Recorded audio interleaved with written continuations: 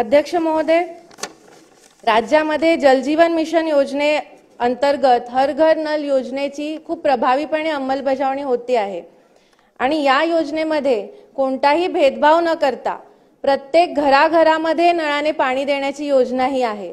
अध्यक्ष महोदय, मला या निमित्ताने विनंती करायची आहे की मी ज्या मतदारसंघाचं प्रतिनिधित्व करते तो वसई मतदारसंघ गेल्या 35 वर्षापासून पाण्याच्या एका थेंबाला तडफडतोय। तर ह्या योजनेची अंमलबजावणी वसईच्या ग्रामीण भागामध्ये आणखीन प्रभावीपणे व्हावी आणि लवकरात लवकर तिथल्या प्रत्येक घरामध्ये पाणी पोहोचावं अशी मी विनंती करते। तसंच शहरी भागासाठी अमृत योजना 2.0 ही योजना सुरू केलेली आहे महानगरपालिकेच्या क्षेत्रांमध्ये।